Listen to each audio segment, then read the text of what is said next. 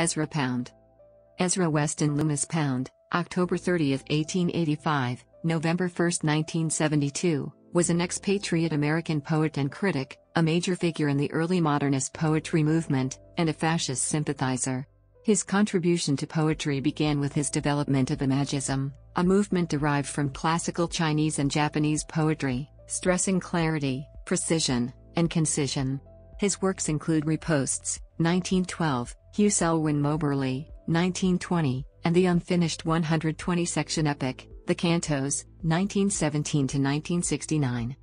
Pound worked in London during the early 20th century as foreign editor of several American literary magazines, and helped discover and shape the work of contemporaries such as T.S. Eliot, James Joyce, Robert Frost, and Ernest Hemingway. Angered by the carnage of World War I, Pound lost faith in Great Britain and blamed the war on usury and international capitalism. He moved to Italy in 1924 and throughout the 1930s and 1940s embraced Benito Mussolini's fascism, expressed support for Adolf Hitler, and wrote for publications owned by the British fascist Sir Oswald Mosley. During World War II, he was paid by the Italian government to make hundreds of radio broadcasts criticizing the United States, Franklin D. Roosevelt and Jews, as a result of which he was arrested in 1945 by American forces in Italy on charges of treason. He spent months in detention in a U.S. military camp in Pisa, including 3 weeks in a 6x6-foot, 1.8 by 1.8 meters, outdoor steel cage, which he said triggered a mental breakdown, when the raft broke and the waters went over me. The following year he was deemed unfit to stand trial, and incarcerated in St. Elizabeth's Psychiatric Hospital in Washington, D.C., for over 12 years. Pound began work on sections of the Cantos while in custody in Italy. These parts were published as the piece in Cantos, 1948, for which he was awarded the Bowling Prize in 1949 by the Library of Congress, leading to enormous controversy. Largely due to a campaign by his fellow writers, he was released from St. Elizabeth's in 1958 and returned to live in Italy until his death. His political views ensure that his work remains as controversial now as it was during his lifetime. In 1933, Time magazine called him a cat that walks by himself, tenaciously unhousebroken and very unsafe for children. Hemingway wrote, "The best of Pound's writing, and it is in the Cantos, will last as long as there is any literature." Early life, 1885–1908. Background. Pound was born in a small, two-story house in Haley, Idaho Territory, the only child of Homer Loomis Pound, 1858–1942, and Isabel Weston, 1860–1948.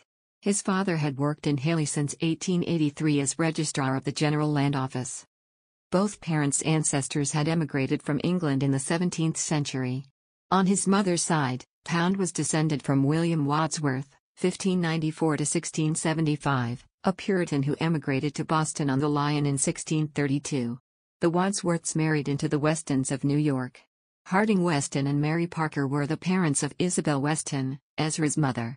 Harding apparently spent most of his life without work, with his brother, Ezra Weston, and his brother's wife, Frances, looking after Mary and Isabel's needs.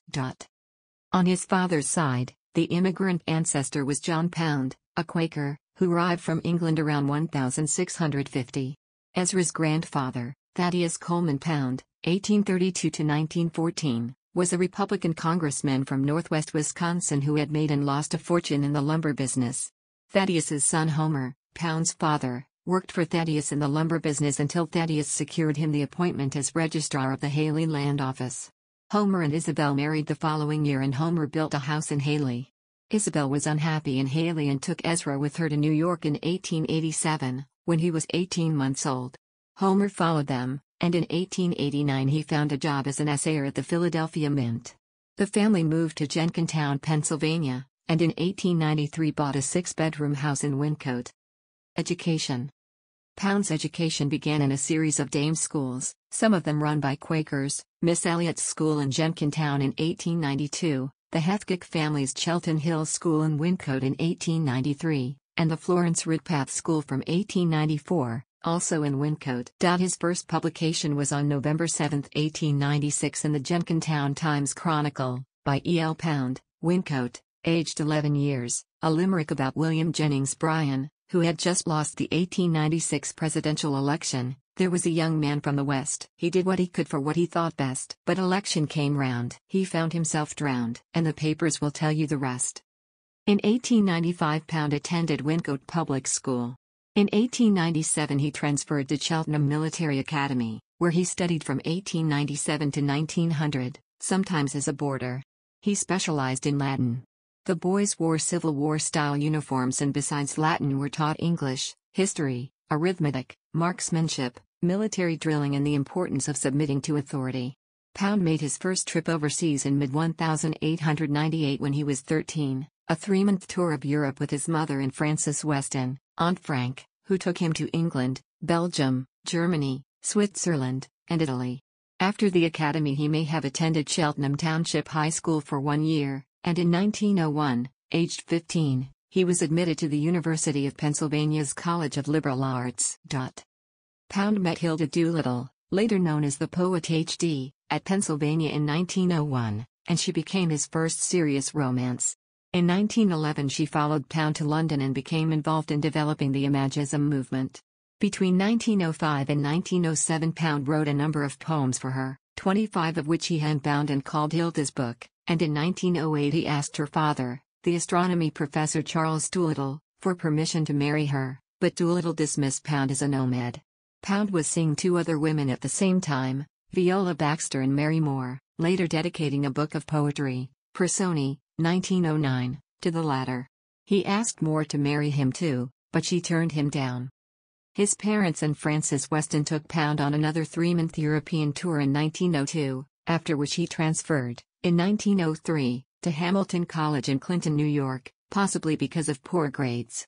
Signed up for the Latin scientific course, he studied the Provençal dialect with William Pierce Shepherd and Old English with Joseph D. Ibbotson. With Shepherd he read Dante and from this began the idea for a long poem in 3 parts, of emotion, instruction and contemplation, planting the seeds for the Cantos.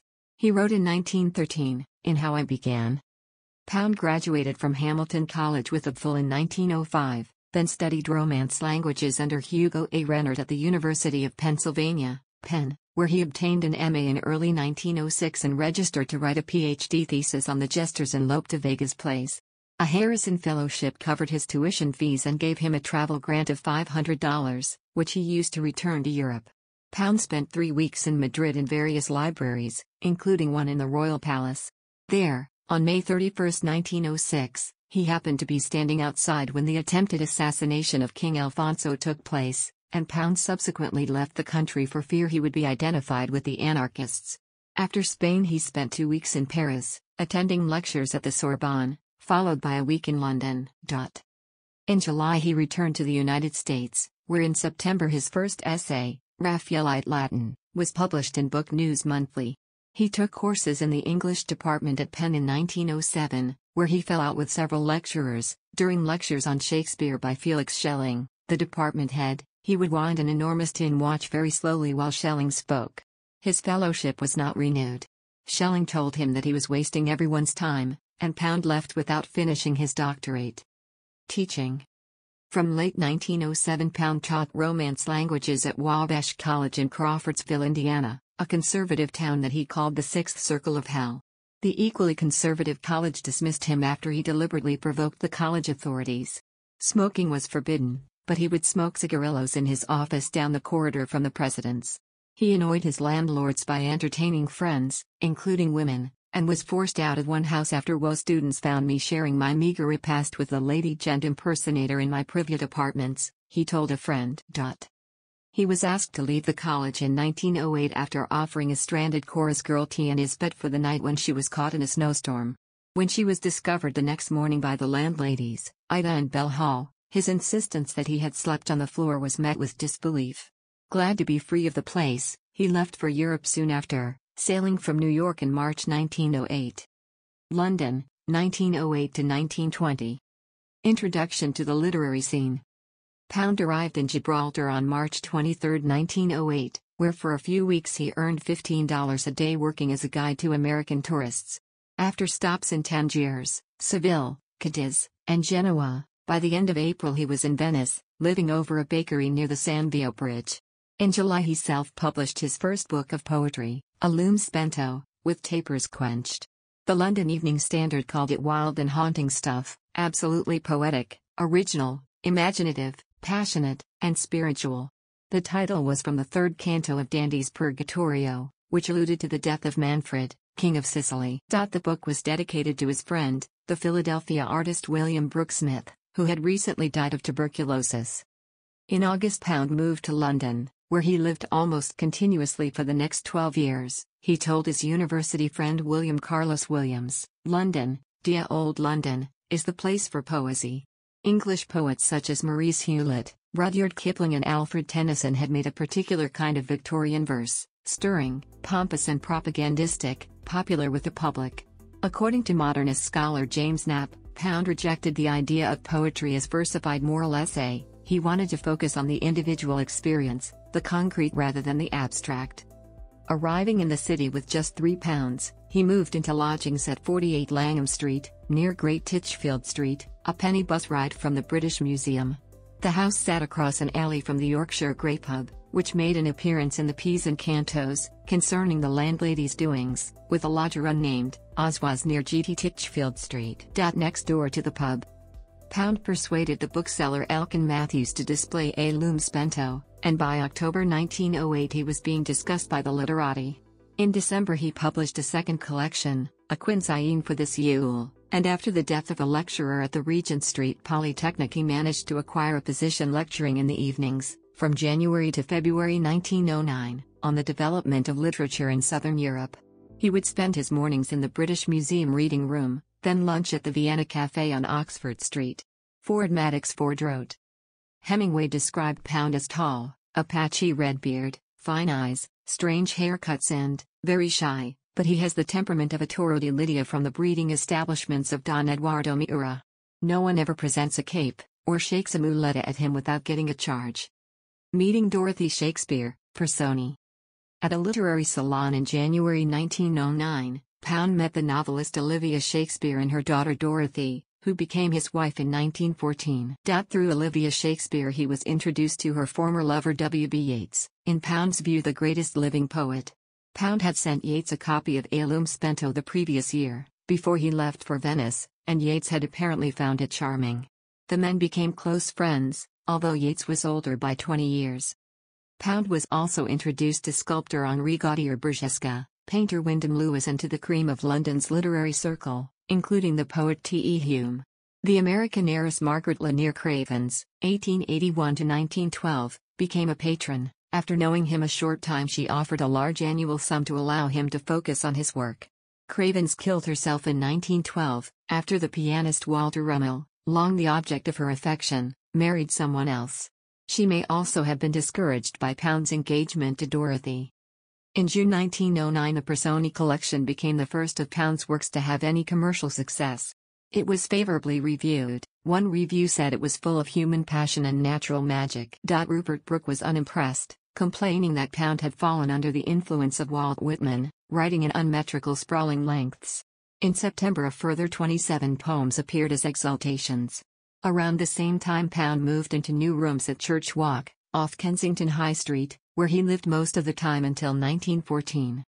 In June 1910 Pound returned to the United States for 8 months. His arrival coincided with the publication of his first book of literary criticism, The Spirit of Romance, based on his lecture notes at the Polytechnic. His essays on the United States were written during this period, compiled as Patria Mia and not published until 1950.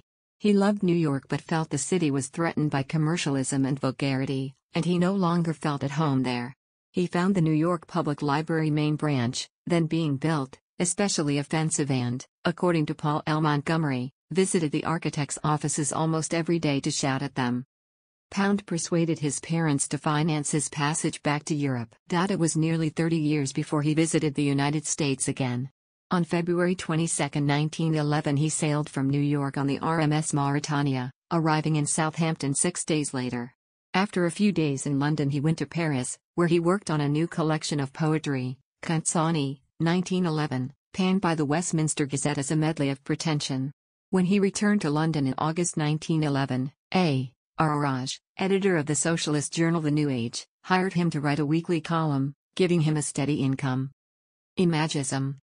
Hilda Doolittle arrived in London from Philadelphia in May 1911 with the poet Francis Gregg and Gregg's mother. When they returned in September, Doolittle decided to stay on. Pound introduced her to his friends, including the poet Richard Aldington, whom she would marry in 1913. Before that, the three of them lived in Church Walk, Kensington, Pound at number 10, Doolittle at number 6, and Aldington at number 8, and worked daily in the British Museum reading room. At the museum, Pound met regularly with the curator and poet Lawrence Binyon, who introduced him to the East Asian artistic and literary concepts that inspired the imagery and technique of his later poetry. The museum's visitors' books show that Pound was often found during 1912 and 1913 in the print room examining Japanese ukiyo-e, some inscribed with Japanese waka verse, a genre of poetry whose economy and strict conventions likely contributed to Imagist techniques of composition. He was working at the time on the poems that became Ripostes, 1912, trying to move away from his earlier work. He wrote that the stilted language of Consani had reduced Ford Madox Ford to rolling on the floor with laughter. He realized with his translation work that the problem lay not in his knowledge of the other languages, but in his use of English. While living at Church Walk in 1912, Pound, Aldington and Doolittle started working on ideas about language.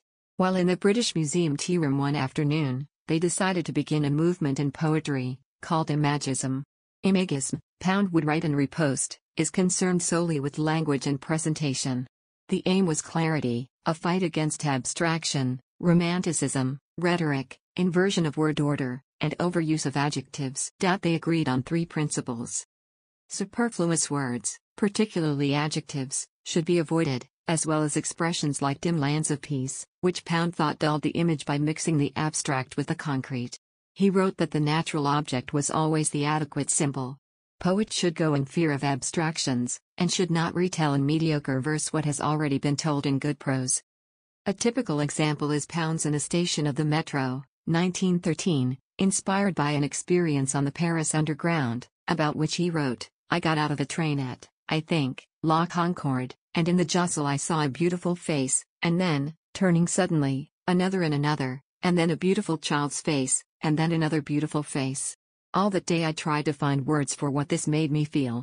He worked on the poem for a year, reducing it to its essence in the style of a Japanese haiku.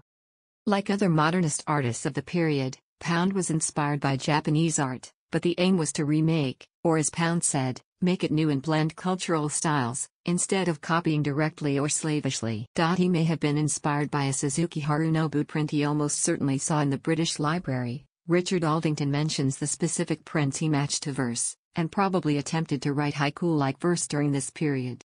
Reposts and Translations. Ripostes, published in October 1912, begins Pound's shift toward minimalist language. Michael Alexander describes the poems as showing a greater concentration of meaning and economy of rhythm than his earlier work. It was published when Pound had just begun his move toward Imagism. His first use of the word Imagist appears in his prefatory note to the volume. The collection includes 5 poems by Hume and a translation of the 8th century Old English poem The Seafarer, although not a literal translation. It upset scholars, as would Pound's other translations from Latin, Italian, French, and Chinese, either because of errors or because he lacked familiarity with the cultural context. Alexander writes that in some circles, Pound's translations made him more unpopular than the treason charge, and the reaction to The Seafarer was a rehearsal for the negative response to homage to Sextus Propertius in 1919. His translation from the Italian of Sonnets and Ballad of Guido Cavalcanti was also published in 1912. Pound was fascinated by the translations of Japanese poetry and no plays which he discovered in the papers of Ernest Fenollosa, an American professor who had taught in Japan. Fenollosa had studied Chinese poetry under Japanese scholars. In 1913 his widow, Mary McNeill Fenollosa, decided to give his unpublished notes to Pound after seeing his work. She was looking for someone who cared about poetry rather than philology. Pound edited and published Fenollosa's The Chinese Written Character as a Medium for Poetry in 1918. The title page of the collection Cathay, 1915, refers to the poet Rihiku, the pronunciation in Japanese of the Tang Dynasty Chinese poet, Li Bei, whose poems were much beloved in China and Japan for their technical mastery and much translated in the West because of their seeming simplicity. Alexander thinks this is the most attractive of Pound's work. Chinese critic Wei Limyup writes of it, One can easily excommunicate Pound from the forbidden city of Chinese studies, but it seems clear that in his dealings with Cathay, even when he is given only the barest details, he is able to get into the central concerns of the original author by what we may perhaps call a kind of clairvoyance. Pound could not understand Chinese, yet some critics see his translations of Chinese poetry as among the best, others complain of their mistakes. Cathay was the first of many translations Pound would make from the Chinese. Pound often followed the translations made by Herbert Giles in his History of Chinese Literature and used Fenelos's work as a starting point for what he called the ideogrammic method, which proceeded on Fenelos's entirely mistaken but fruitful idea that each character represented an image or pictograph, based on sight rather than sound. Robert Graves recalled, "I once asked Arthur Waley how much Chinese Pound knew. Waley shook his head despondently." Stephen Yao, scholar of American and Asian literature, sees Cathay as a major feat, a work where Pound shows that translation is possible without a thorough knowledge of the source language. Yao does not view Pound's lack of Chinese as an obstacle, and states that the poet's trawl through centuries of scholarly interpretations resulted in a genuine understanding of the original poem. Pound continues to be influential on contemporary Chinese poets such as An Shi, who paid homage to him in her poem Pound or the Rib of Poetry. Marriage, Blast. In August 1912, Harriet Monroe hired Pound as a regular contributor to poetry. He submitted his own poems, as well as poems by James Joyce, Robert Frost, D. H. Lawrence, Yeats, H. D. and Aldington, and collected material for a 64-page anthology, De Magists, 1914. The Imagist movement began to attract attention from critics. In November 1913, Yeats, whose eyesight was failing, rented Stone Cottage in Coleman's Hatch, Sussex, and invited Pound to accompany him as his secretary. They stayed there for 10 weeks, reading and writing, walking in the woods and fencing. It was the first of 3 winters they spent together at Stone Cottage, including 2 with Dorothy after she and Pound married on April 20, 1914. The marriage had proceeded despite opposition from her parents, who worried about Pound's meager income, earned from contributions to literary magazines and probably less than £300 a year. Dorothy's annual income was £50, aided by £150 from her family. Her parents eventually consented, perhaps out of fear that she was getting older with no other suitor in sight. Pound's concession to marry in church helped convince them.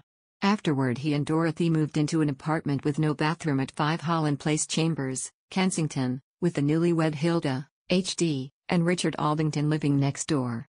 Pound wrote for Wyndham Lewis's literary magazine Blast, although only 2 issues were published.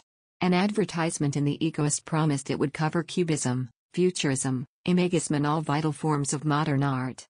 Pound took the opportunity to extend the definition of Imagism to art, naming it Vorticism. The image is a radiant node or cluster. It is a vortex, from which, and through which, and into which, ideas are constantly rushing. Reacting to the magazine, the poet Lascelles Abercrombie called for the rejection of Imagism and a return to the traditionalism of William Wordsworth. Pound challenged him to a duel on the basis that stupidity carried beyond a certain point becomes a public menace. Abercrombie suggested their choice of weapon be unsold copies of their own books. The publication of Blast was celebrated at a dinner attended by New England poet Amy Lowell, then in London to meet the Imagists. But Hilda and Richard were already moving away from Pound's understanding of the movement, as he aligned more with Wyndham Lewis's ideas. When Lowell agreed to finance an anthology of Imagist poets, Pound's work was not included. Upset at Lowell, he began to call Imagism Imagism, and in July 1914 he declared the movement dead and asked that the group not continue to call themselves Imagists. They dissented, not believing that the movement was Pound's invention, and Lowell eventually anglicized the term. World War I, Disillusionment. Between 1914 and 1916, Pound assisted in the serialization of James Joyce's A Portrait of the Artist as a Young Man in The Egoist, then helped to have it published in book form. In 1915 he persuaded Poetry to publish T.S. Eliot's The Love Song of J. Alfred Prufrock. Eliot had sent Prufrock to almost every editor in England, but was rejected. He eventually sent it to Pound, who instantly saw it as a work of genius and submitted it to Poetry. Has actually trained himself and modernized himself on his own, Pound wrote to Monroe in October 1914. The rest of the promising young have done one or the other but never both. Most of the swine have done neither.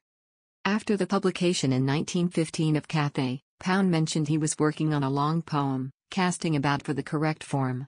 He told a friend in August, "It is a huge, I was going to say, gamble, but shan't," and in September described it as a chryselephantine poem of immeasurable length which will occupy me for the next 4 decades unless it becomes a bore. About a year later, in January 1917, he had the first 3 trial cantos, distilled to one, published as Canto I in Poetry. He was now a regular contributor to 3 literary magazines.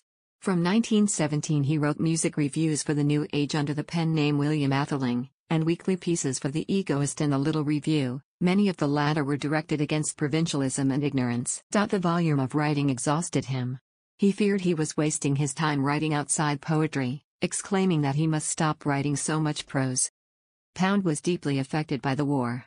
He was devastated when Henri Gautier-Bergesca, from whom he had commissioned a sculpture of himself 2 years earlier, was killed in the trenches in 1915. He published Gautier-Bergesca, a memoir the following year, in reaction to what he saw as an unnecessary loss. In the autumn of 1917 his depression worsened. He blamed American provincialism for the seizure of the October issue of the Little Review. The New York Society for the Suppression of Vice applied the Comstock laws against an article Lewis wrote, describing it as lewd and indecent. Around the same time, Hume was killed by shellfire in Flanders, and Yeats married Georgie Hidleys. In 1918, after a bout of illness which was presumably the Spanish influenza, Pound decided to stop writing for the Little Review, mostly because of the volume of work. He asked the publisher for a raise to hire 23-year-old Iseult Gunn as a typist, causing rumors that Pound was having an affair with her, but he was turned down. In 1919 he published a collection of his essays for the Little Review as Instigations, and in the March 1919 issue Poetry, he published poems from the Propertius series, which appeared to be a translation of the Latin poet Sextus Propertius. When he included this in his next poetry collection in 1921, he had renamed it Homage to Sextus Propertius in response to criticism of his translation skills. Propertius is not a strict translation. Biographer David Moody describes it as the refraction of an ancient poet through a modern intelligence. Harriet Monroe, editor of Poetry, published a letter from a professor of Latin, W. G. Hale, saying that Pound was incredibly ignorant of the language, and alluded to about 70 errors in Homage. Monroe did not publish Pound's response, which began cat piss and porcupines. And continued, "The thing is no more a translation than my Alta Forte is a translation, or than Fitzgerald's Omar is a translation." Moore interpreted Pound's silence after that as his resignation as foreign editor. Hugh Selwyn Mauberley. His poem Hugh Selwyn Mauberley consists of 18 short parts, and describes a poet whose life has become sterile and meaningless. Published in June 1920, it marked his farewell to London. He was disgusted by the massive loss of life during the war and was unable to reconcile himself with it. Stephen J. Adams writes that, just as Eliot denied he was Prufrock, so Pound denied he was Mauberley, but the work can nevertheless be read as autobiographical. It begins with a satirical analysis of the London literary scene, before turning to social criticism, economics, and an attack on the causes of the war. Here the word usury appears in his work for the first time. The critic F.R. Leavis saw the poem as Pound's major achievement. The war had shattered Pound's belief in modern Western civilization. He saw the Vorticist movement as finished and doubted his own future as a poet. He had only the New Age to write for, his relationship with poetry was finished, The Egoist was quickly running out of money because of censorship problems caused by the sterilization of Joyce's Ulysses, and the funds for the Little Review had dried up. Other magazines ignored his submissions or refused to review his work. Toward the end of 1920 he and Dorothy decided their time in London was over and resolved to move to Paris. The New Age published Pound's Axiomata in January 1921, a statement of his views on consciousness and the universe. The intimate essence of the universe is not of the same nature as our own consciousness. Orage wrote in the same issue. Paris, 1921 to 1924. The Pound settled in Paris in January 1921, and several months later moved into an inexpensive apartment at 70 bis Rue Notre Dame des Champs. Pound became friendly with Marcel Duchamp, Tristan Tzara, Fernand Léger and others of the Dada and Surrealist movements, as well as Basil Bunting, Ernest Hemingway and his wife, Hadley Richardson. He spent most of his time building furniture for his apartment and bookshelves for the bookstore Shakespeare and Company, and in 1921 the volume Poems 1918 to 1921 was published. In 1922 Eliot sent him the manuscript of The Waste Land, then arrived in Paris to edit it with Pound, who blue-inked the manuscript with comments like "make up your mind" and Georgian. Eliot wrote, "I should like to think that the manuscript, with the suppressed passages, had disappeared irrecoverably, yet, on the other hand, I should wish the blue penciling on it to be preserved as irrefutable evidence of Pound's critical genius." In 1924, Pound secured funding for Ford Madox Ford's The Transatlantic Review from American attorney John Quinn. The review published works by Pound, Hemingway, and Gertrude Stein, as well as extracts from Joyce's Finnegan's Wake, before the money ran out in 1925. It also published several Pound music reviews, later collected into Antile and the Treatise on Harmony. Hemingway asked Pound to blue-ink his short stories. Although Hemingway was 14 years younger, the two forged a lifelong relationship of mutual respect and friendship, living on the same street for a time, and touring Italy together in 1923. They liked each other personally, shared the same aesthetic aims, and admired each other's work, writes Hemingway biographer Jeffrey Myers, with Hemingway assuming the status of pupil to Pound's teaching. Pound introduced Hemingway to Lewis, Ford, and Joyce, while Hemingway in turn tried to teach Pound to box, but as he told Sherwood Anderson, habitually leads with his chin and has the general grace of a crayfish or crawfish. Pound was 36 when he met the 26-year-old American violinist Olga Rudge in Paris in late 1922, beginning a love affair that lasted 50 years. Biographer John Detail believes Pound had always felt that his creativity and ability to seduce women were linked, something Dorothy had turned a blind eye to over the years. Shortly after arriving in Paris, he complained that he had been there for 3 months without having managed to find a mistress. He was introduced to Olga at a musical salon hosted by American heiress Natalie Barney in her home at 20 Rue Jacob, near the Boulevard Saint-Germain. The two moved in different social circles. Olga was the daughter of a wealthy Youngstown, Ohio, Steele family, living in her mother's Parisian apartment on the right bank, socializing with aristocrats, while his friends were mostly impoverished writers of the left bank. They spent the following summer in the south of France, where Pound worked with George Antheil to apply the concept of vorticism to music, and managed to write 2 operas, including Le Testament de Villon. He wrote pieces for solo violin, which Olga performed. Italy, 1924 to 1945. Children. The Pounds were unhappy in Paris. Dorothy complained about the winters and Ezra's health was poor. At one dinner, a guest randomly tried to stab him. To Pound, this underlined that their time in France was over. Hemingway saw how Pound indulged in a small nervous breakdown, leading to 2 days in an American hospital. They decided to move to a quieter place, choosing Rapallo, Italy, a town of 15,000. "Italy is my place for starting things," he told a friend. During this period they lived on Dorothy's income, supplemented by dividends from stock she had invested in. Olga Rudge, pregnant by Pound, followed them to Italy. She had little interest in raising a child, but may have felt that having one would maintain her connection to him. In July 1925 she gave birth to their daughter, Mary. Olga placed the child with a German-speaking peasant woman whose own child had died, and who agreed to raise Mary for 200 lire a month. When Pound told Dorothy about the birth, she separated from him for much of that year and the next. In December 1925, she left on an extended trip to Egypt. She was pregnant by her return in March. In June she and Pound left Rapallo for Paris for the premiere of Le Testament de Villon, without mentioning the pregnancy to his friends or parents. In September, Hemingway drove Dorothy to the American Hospital of Paris for the birth of a son, Omar Pound. In a letter to his parents in October, Pound wrote, "Next generation, male, arrived. Both Dee and it appear to be doing well." Dorothy gave the baby son to her mother, Olivia, who raised him in London until he was old enough to go to boarding school. When Dorothy went to England each summer to see Omar, Pound would spend the time with Olga, whose father had bought her a house in Venice. The arrangement meant his children were raised very differently. Mary had a single pair of shoes, and books about Jesus and the saints, while Omar was raised in Kensington as an English gentleman by his sophisticated grandmother. In 1925 the literary magazine This Quarter dedicated its first issue to Pound, including tributes from Hemingway and Joyce. Pound published Cantos 17-19 in the winter editions. In March 1927 he launched his own literary magazine, The Exile, but only 4 issues were published. It did well in the first year, with contributions from Hemingway, E. Cummings, Basil Bunting, Yeats, William Carlos Williams and Robert McCalman, Some of the poorest work in the magazine were Pound's rambling editorials on Confucianism and/or in praise of Lenin, according to biographer J.J. Wilhelm.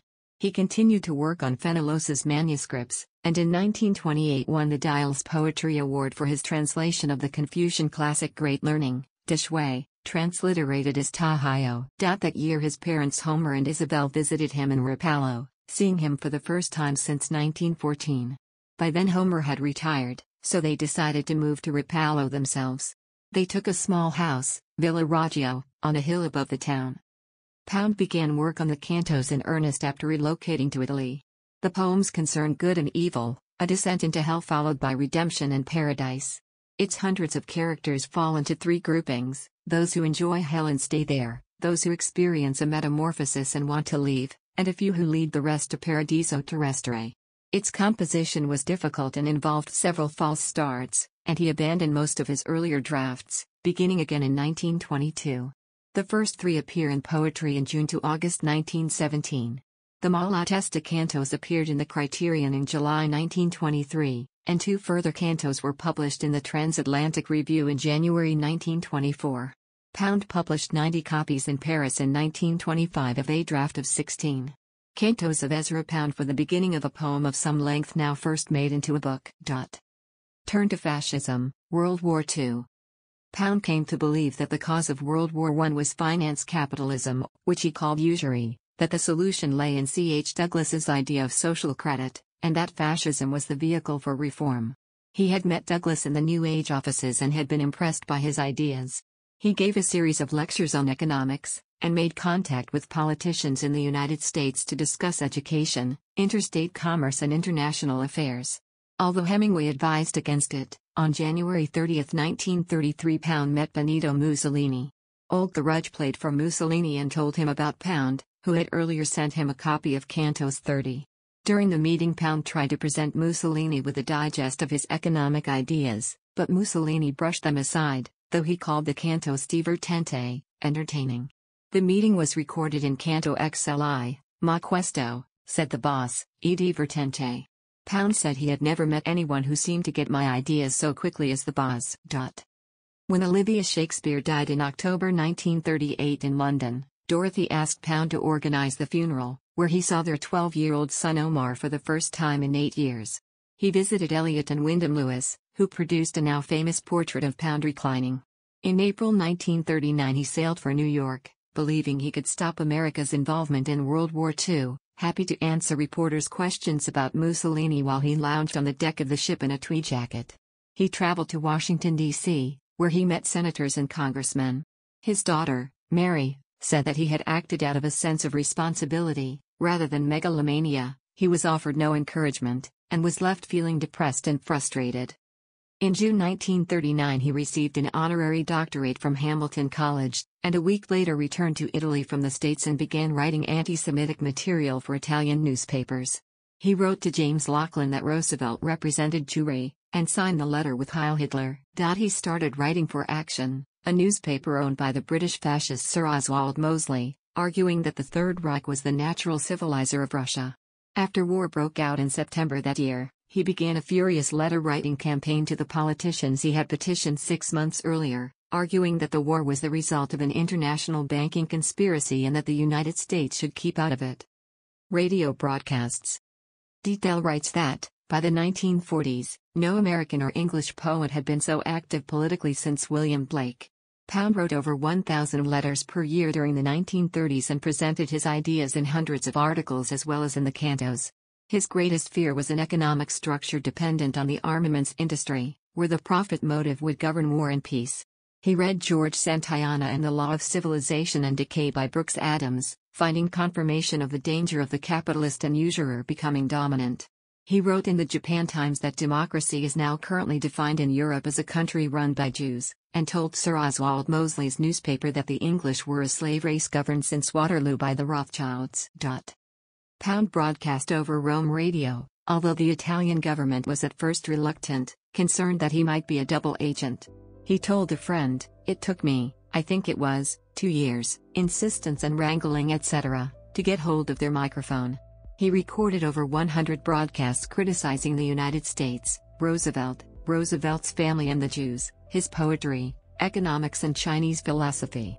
The first was in January 1935, and by February 1940, he was broadcasting regularly. He traveled to Rome 1 week a month to pre-record the 10-minute broadcasts, for which he was paid around $17, and they were broadcast every 3 days. The broadcasts required the Italian government's approval, although he often changed the text in the studio. Detail wrote that Pound's voice had assumed a rasping, buzzing quality like the sound of a hornet stuck in a jar, that throughout the disordered rhetoric of the talks he sustained the notes of chaos, hysteria, and exacerbated outrage. The politics apart, Pound needed the money. His father's pension payments had stopped. His father died in February 1942 in Rapallo, and Pound had his mother and Dorothy to look after. The broadcasts were monitored by the United States Foreign Broadcast Monitoring Service listening station at Princeton University, and in July 1943, Pound was indicted in absentia for treason. He answered the charge by writing a letter to Attorney General Francis Biddle, which Teitel describes as long, reasoned, and temperate, defending his right to free speech. He continued to broadcast and write under pseudonyms until April 1945, shortly before his arrest. Arrest for treason. The war years threw Pound's domestic arrangements into disarray. Olga lost possession of her house in Venice and took a small house with Mary above Rapallo at Sant'Ambrogio. In 1943, Pound and Dorothy were evicted from their apartment in Rapallo. His mother's apartment was too small, and the couple moved in with Olga. Mary, then 19 and finished with convent school, was quickly sent back to Guise, a German-speaking South Tyrolean village of Italy, leaving Pound, as she would later write, penned up with 2 women who loved him, whom he loved, and who coldly hated each other. Pound was in Rome early in September when Italy surrendered. He borrowed a pair of hiking boots and a knapsack and left the city, having finally decided to tell Mary about his wife and son. Heading north, he spent a night in an air raid shelter in Bologna, then took a train to Verona and walked the rest of the way. He apparently traveled over 450 miles, 720 kilometers, in all. Mary almost failed to recognize him when he arrived. He was so dirty and tired. He told her everything about his other family. She later admitted she felt more pity than anger. He returned home to Rapallo, where on May 3, 1945, 4 days after Mussolini was shot, armed partisans arrived at the house to find Pound alone. He stuffed a copy of Confucius and a Chinese dictionary in his pocket before he was taken to their headquarters in Chiavari. He was released shortly afterwards, then with Olga gave himself up to an American military post in the nearby town of Lavagna. Pound was transferred to U.S. Counterintelligence Corps headquarters in Genoa, where he was interrogated by Frank L. Amprin, an FBI agent assigned by J. Edgar Hoover. Pound asked to send a cable to President Truman to offer to help negotiate peace with Japan. He also asked to be allowed a final broadcast, a script called Ashes of Europe Calling, in which he recommended peace with Japan, American management of Italy, the establishment of a Jewish state in Palestine, and leniency toward Germany. His requests were denied and the script was forwarded to Hoover. On 8 May, the day Germany surrendered, Pound told an American reporter, Ed Johnston, that Hitler was a Jeanne d'Arc, a saint, and that Mussolini was an imperfect character who lost his head.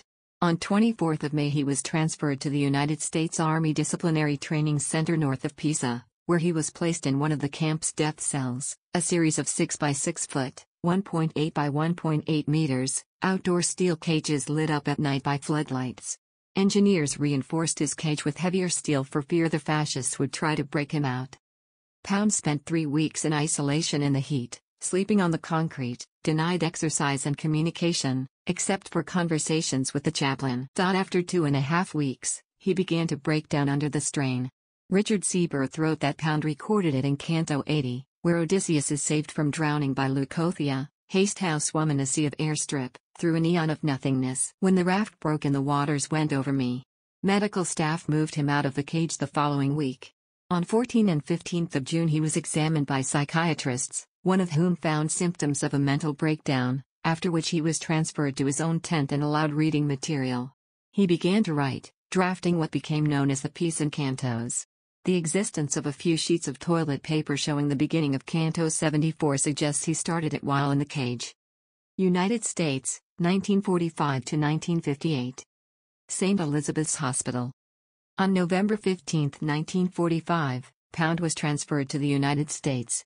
An escorting officer's impression was that he is an intellectual crackpot who imagined that he could correct all the economic ills of the world and who resented the fact that ordinary mortals were not sufficiently intelligent to understand his aims and motives. He was arraigned in Washington, D.C., on the 25th of that month on charges of treason.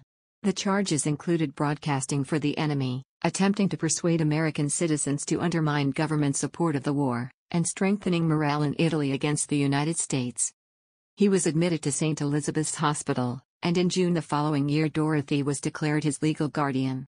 He was held for a time in the hospital's prison ward, Howard's Hall, known as the Hellhole, a building without windows, in a room with a thick steel door and 9 peepholes to allow the psychiatrists to observe him as they tried to agree on a diagnosis. Visitors were admitted for only 15 minutes at a time, while patients wandered around screaming and frothing at the mouth. Pound's lawyer, Julian Cornell, whose efforts to have him declared insane are credited with having saved him from life imprisonment, requested his release at a bail hearing in January 1947. The hospital's superintendent, Winfred Overholser, agreed instead to move him to the more pleasant surroundings of Chestnut Ward, close to Overholser's private quarters, which is where he spent the next 12 years. The historian Stanley Cutler was given access in the 1980s to military intelligence and other government documents about Pound, including his hospital records, and wrote that the psychiatrists believed Pound had a narcissistic personality, but they considered him sane. Cutler believes that Overholser protected Pound from the criminal justice system because he was fascinated by him. Detail writes that Pound was in his element in Chestnut Ward. He was at last provided for, and was allowed to read, write and receive visitors, including Dorothy for several hours a day. He took over a small alcove with wicker chairs just outside his room, and turned it into his private living room, where he entertained his friends and important literary figures. He began work on his translation of Sophocles' Women of Trachis and Electra, and continued work on the Cantos. It reached the point where he refused to discuss any attempt to have him released.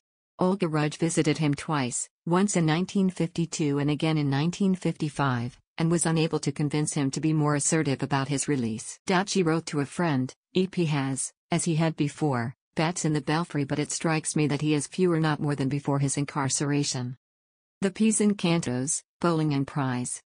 James Laughlin had Cantos 74-84 ready for publication in 1946 under the title The Piece in Cantos, and gave Pound an advance copy, but he held back, waiting for an appropriate time to publish.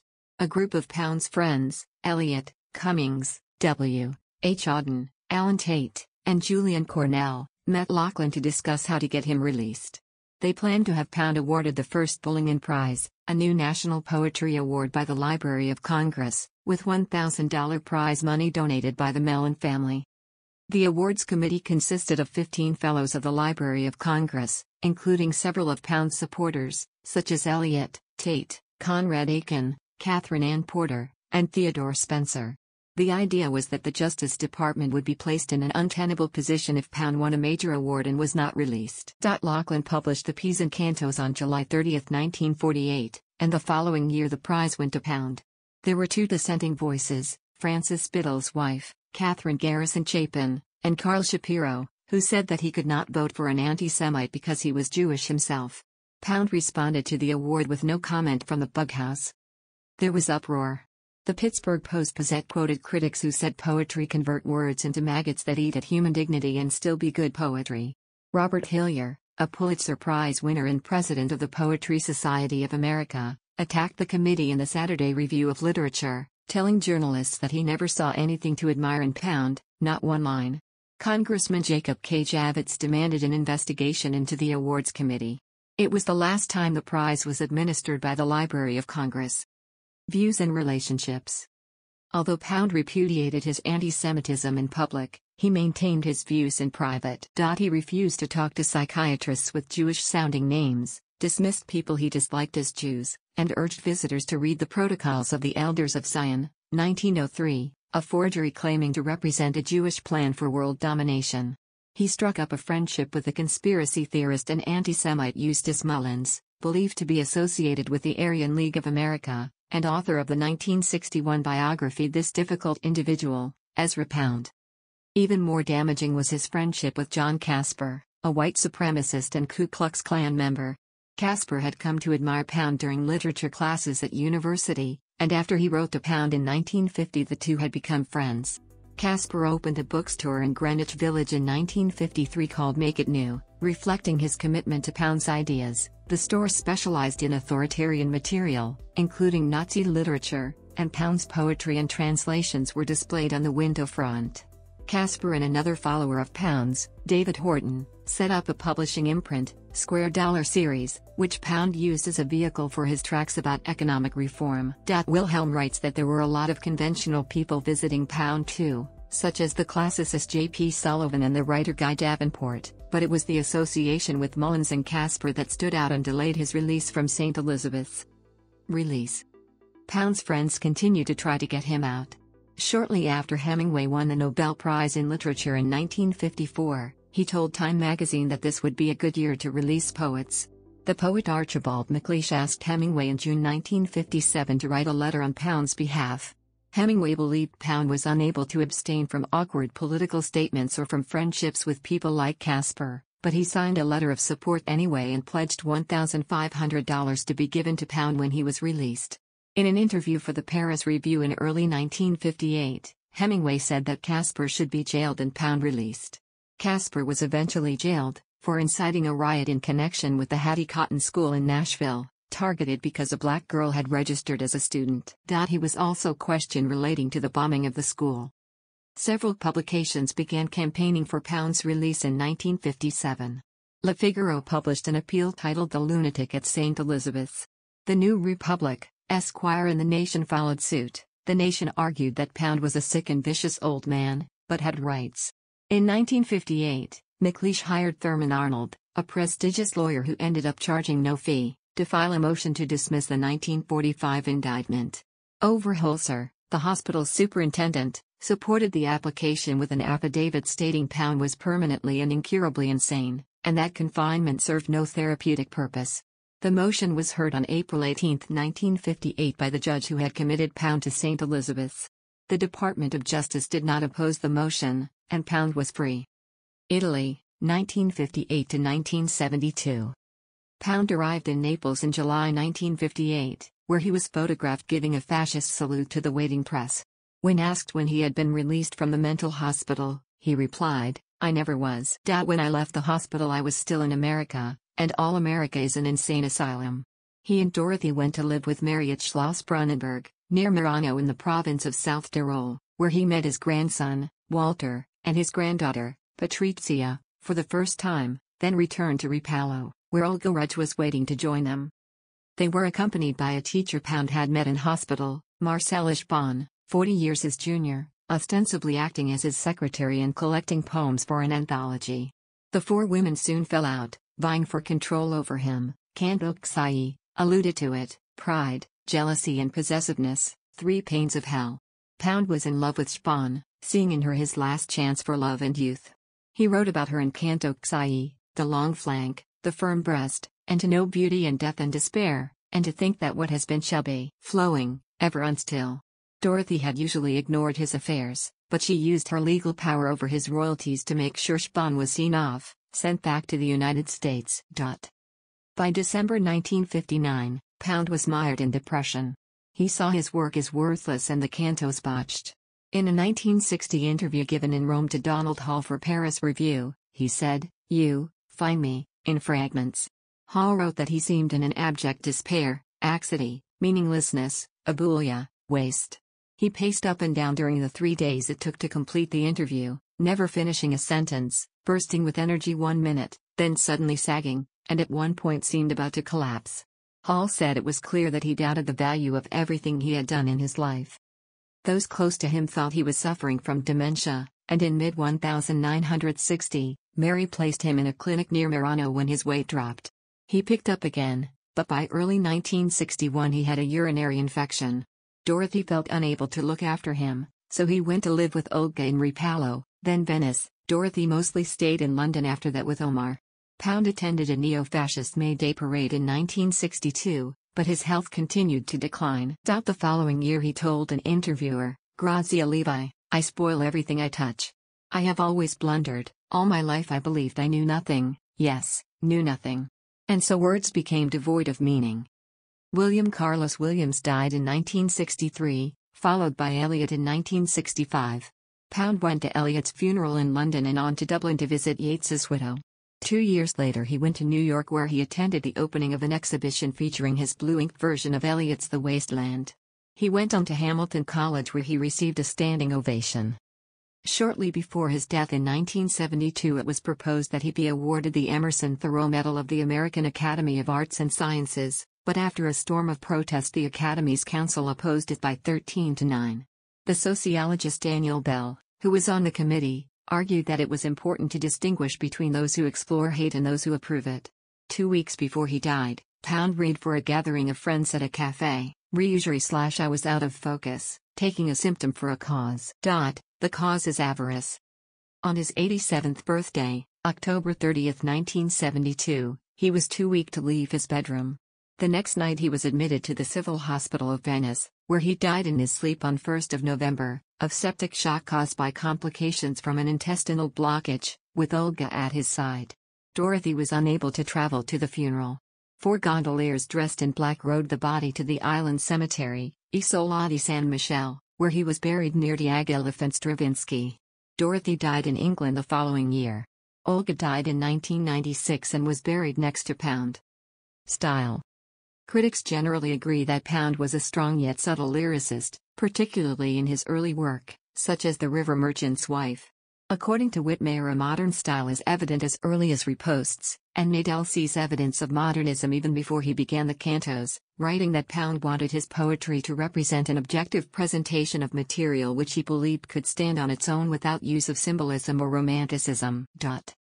Drawing on literature from a variety of disciplines, Pound intentionally layered often confusing juxtapositions, yet led the reader to an intended conclusion, believing the thoughtful man would apply a sense of organization and uncover the underlying symbolism and structure.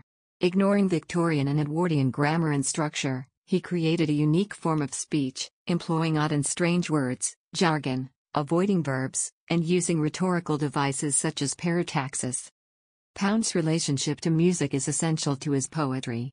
Although he was tone-deaf and his speaking voice is described as raucous, nasal, scratchy, Michael Ingham writes that Pound is on a short list of poets possessed of a sense of sound, an ear for words, imbuing his poetry with melopea.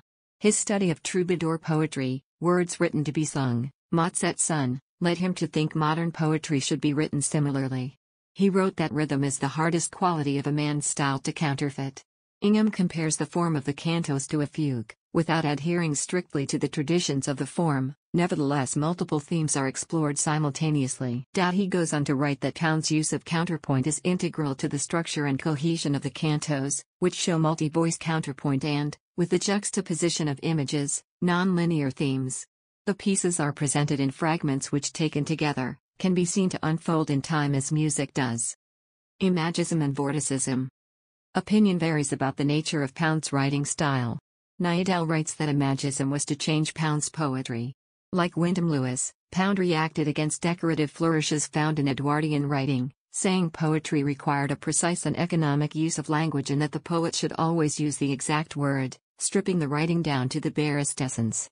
According to Nadell, Imagism evolved as a reaction against abstraction, replacing Victorian generalities with the clarity in Japanese haiku and ancient Greek lyrics. Daniel Albright writes that Pound tried to condense and eliminate all but the hardest kernel from a poem, such as in the 2-line poem In a Station of the Metro. However, Pound learned that Imagism did not lend itself well to the writing of an epic, so he turned to the more dynamic structure of Vorticism for the cantos. Translations. Pound's translations represent a substantial part of his work. He began his career with translations of Occitan ballads and ended with translations of Egyptian poetry. Yao says the body of translations by modernist poets in general, much of which Pound started, consists of some of the most significant modernist achievements in English.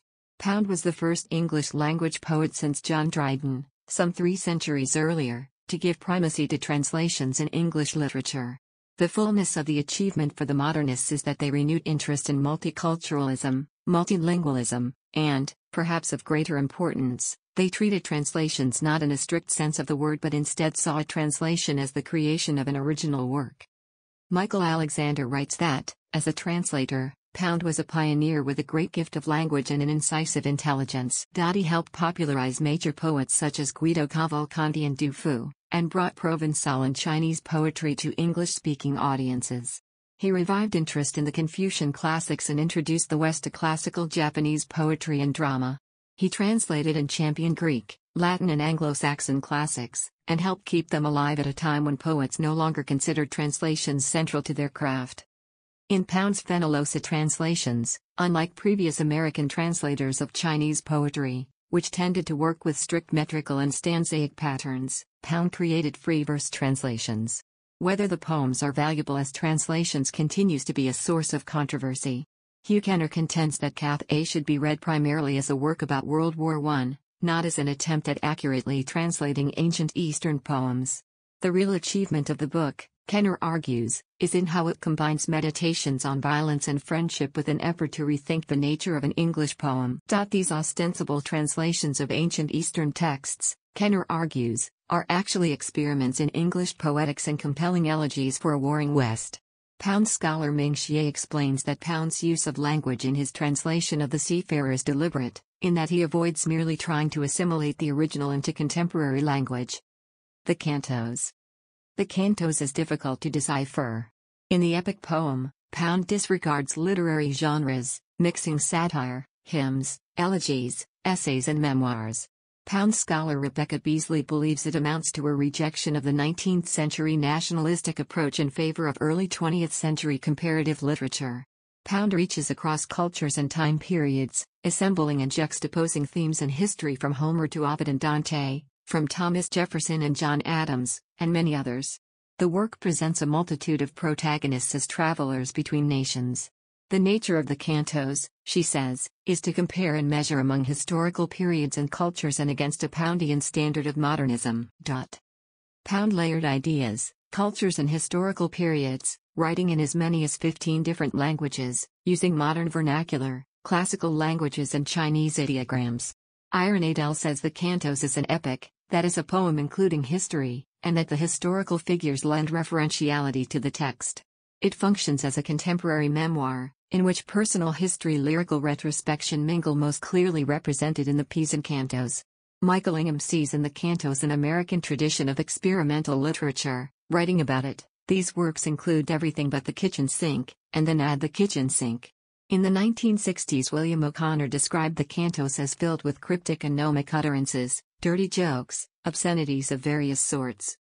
Alan Tate believes the poem is not about anything and is without beginning, middle or end. He argues that Pound was incapable of sustained thought and at the mercy of random flights of angelic insight, an Icarian self-indulgence of prejudice which is not checked by a total view to which it could be subordinated. This perceived lack of logical consistency or form is a common criticism of the Cantos. Pound himself felt this absence of form was his great failure, and regretted that he could not make it cohere. Literary criticism and economic theory.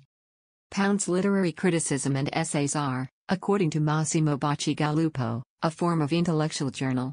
In early works, such as The Spirit of Romance and I Gather the Limbs of Osiris, Pound paid attention to medieval troubadour poets, Arnaud Daniel and François Villon. The former piece was to remain one of Pound's principal sourcebooks for his poetry. In the latter he introduces the concept of luminous details. The leitmotifs in Pound's literary criticism are recurrent patterns found in historical events, which, he believed, through the use of judicious juxtapositions illuminate truth, and in them he reveals forgotten writers and cultures. Pound wrote intensively about economic theory with the ABC of Economics and Jefferson and or Mussolini, published in the mid-1930s right after he was introduced to Mussolini. These were followed by The Guide to Culture, covering 2,500 years of history, which Tim Redmond describes as the most complete synthesis of Pound's political and economic thought. Pound thought writing the Cantos meant writing an epic about history and economics, and he wove his economic theories throughout. Neither can be understood without the other. In these pamphlets and in the ABC of reading, he sought to emphasize the value of art and to aestheticize the political, written forcefully, according to Nadell, and in a determined voice. In form his criticism and essays are direct, repetitive and reductionist, his rhetoric minimalist, filled with strident impatience, according to Pound scholar Jason Coates, and frequently failing to make a coherent claim. He rejected traditional rhetoric and created his own, although not very successfully, in Coates's view. Reception. Critical reception. In 1922, the literary critic Edmund Wilson reviewed Pound's latest published volume of poetry, Poems 1918-21, and took the opportunity to provide an overview of his estimation of Pound as poet. In his essay on Pound, titled Ezra Pound's Patchwork, Wilson wrote, according to Wilson, the lines in Pound's poems stood isolated, with fragmentary wording contributing to poems that do not hang together. Citing Pound's first 7 cantos, Wilson dubbed the writing unsatisfactory. He found the cantos disjointed and its contents reflecting a too obvious reliance on the literary works of other authors, and an awkward use of Latin and Chinese translations as a device inserted among reminiscences of Pound's own life. The rise of new criticism during the 1950s, in which author is separated from text, secured Pound's poetic reputation. Nadell writes that the publication of T.S. Eliot's literary essays in 1954 initiated the recuperation of Ezra Pound. Eliot's essays coincided with the work of Hugh Kenner, who visited Pound extensively at St. Elizabeth's. Kenner wrote that there was no great contemporary writer less read than Pound, adding that there is also no one to appeal more through sheer beauty of language. Along with Donald Davie, Kenner brought a new appreciation to Pound's work in the 1960s and 1970s.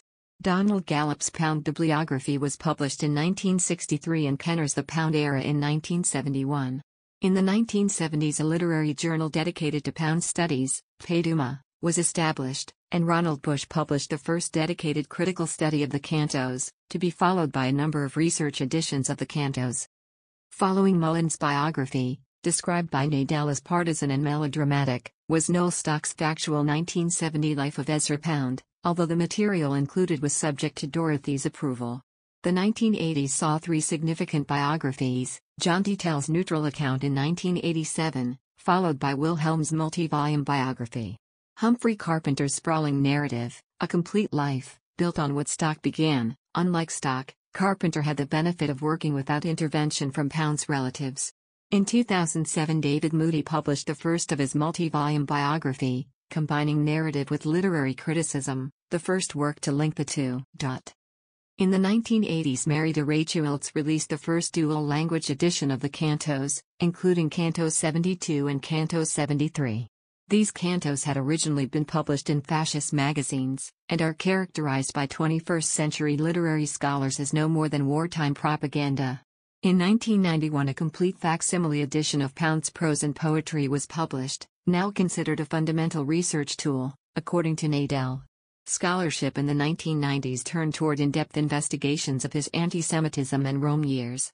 Tim Redman writes about Pound's fascism and his relationship with Mussolini, and Leon Surrett about Pound's economic theories, especially during the Italian period, investigating how Pound the poet became Pound the fascist.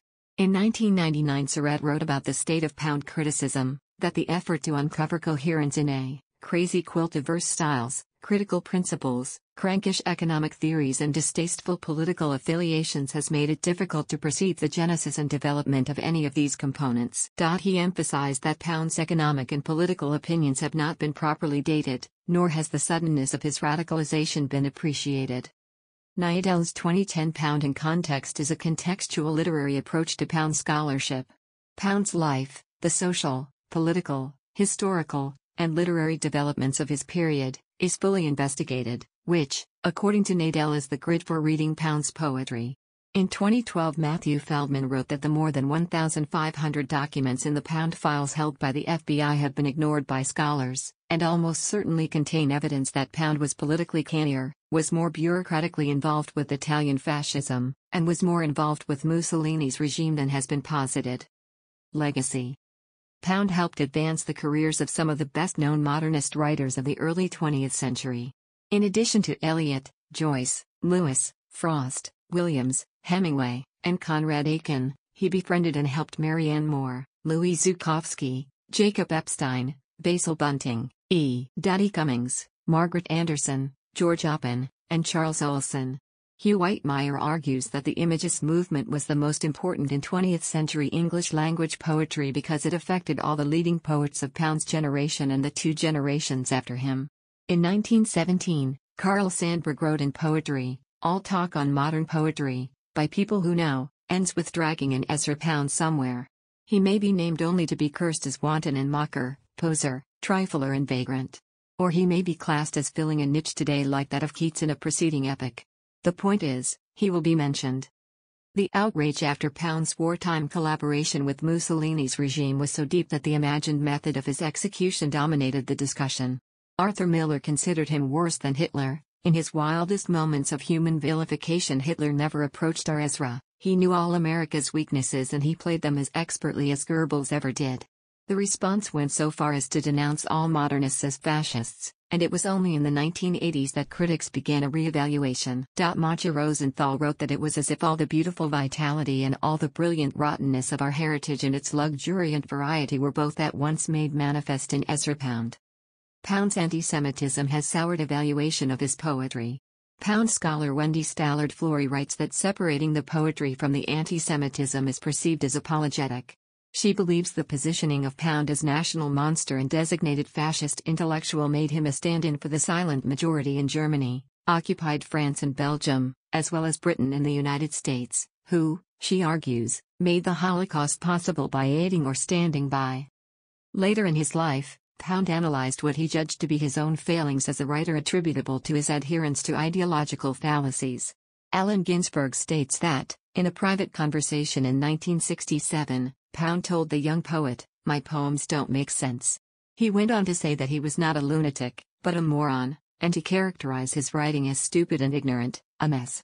Ginsberg reassured Pound that he had shown us the way, but Pound refused to be mollified. Works notes. But Pound refused to be mollified. Works notes. But Pound refused to be mollified. Works notes. But Pound refused to be mollified. Works notes. But Pound refused to be mollified. Works notes. But Pound refused to be mollified. Works notes. But Pound refused to be mollified. Works notes. But Pound refused to be mollified. Works note.